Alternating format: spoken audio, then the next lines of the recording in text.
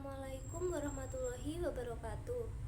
Saya Rifatul Fajarin dari kelompok 6 akan mereview materi dari kelompok 13 tentang aliran-aliran dalam memahami peranan hukum dalam kegiatan ekonomi dan beberapa aspek pengubah hukum. Hubungan hukum dengan ekonomi bukan hubungan satu arah, tetapi hubungan timbal balik dan saling mempengaruhi. Hubungan dan ekonomi ibarat dua sisi yang tidak dapat dipisahkan dan saling melengkapi.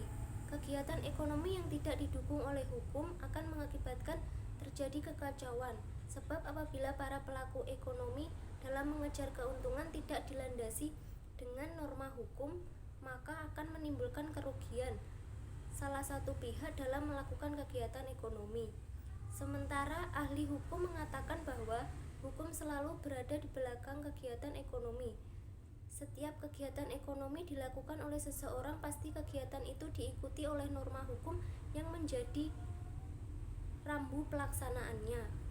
Di Indonesia sendiri memiliki dasar kegiatan hukum yang terletak pada pasal 33 Undang-Undang 1945 dan beberapa peraturan derivatif lainnya. Selanjutnya, peranan hukum dalam kegiatan ekonomi.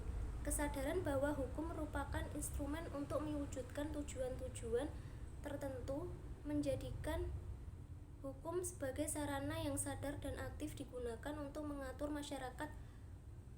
Oleh karena itu, dapat dilihat bahwa hukum menunjukkan peranan pentingnya sebagai sarana untuk mewujudkan kebijakan-kebijakan negara.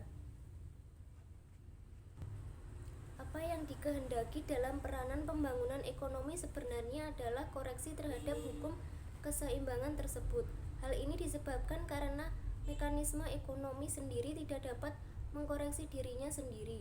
Reaksi alami produsen bila permintaan pasar akan barang berkurang adalah dengan mengurangi produksi barang tersebut, berupa tidak memikirkan nasib tenaga kerja yang harus kehilangan pekerjaannya. Selanjutnya, aliran-aliran dalam memahami peranan hukum dalam kegiatan ekonomi. Menurut Gunarto Suwardi, ada 3 aliran pokok keterlibatan negara dalam ekonomi. Yang pertama adalah aliran keterlibatan minimalis, menyatakan bahwa dalam tata susunan ekonomi negara, maka kegiatan perorangan ataupun kegiatan satuan usaha harus diberikan kebebasan untuk mengurus kepentingannya sendiri dan memperbaiki kedudukannya di bidang ekonomi. Kedua, keterlibatan maksimalis merupakan aliran yang muncul sebagai reaksi dari aliran klasik ekonomi. Dengan keterlibatan minimalis tanpa campur tangan dengan negara dan hukum. Ketiga adalah keterlibatan terukur, merupakan penganut aliran Keynesian atau Neo-Keynesian yang prinsipnya masih menggunakan prinsip equilibrium atau keseimbangan sebagai landasan berpikir.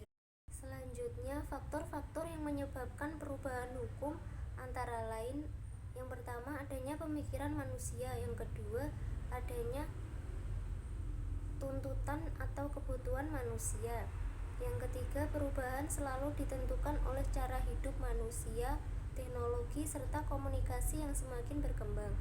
Perubahan hukum dalam bentuk reformasi hukum yaitu: 1. Merevisi undang-undang, mengusahakan tatanan yang lebih baik atau lebih logis.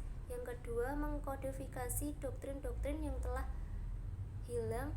Dan yang ketiga, menyatukan peraturan yang telah bercerai-berai atau berantakan menjadi satu paket. Yang keempat, memperbaiki format atau formalitas hukum. Sekian review dari saya. Jika ada salah kata, wassalamualaikum warahmatullahi wabarakatuh.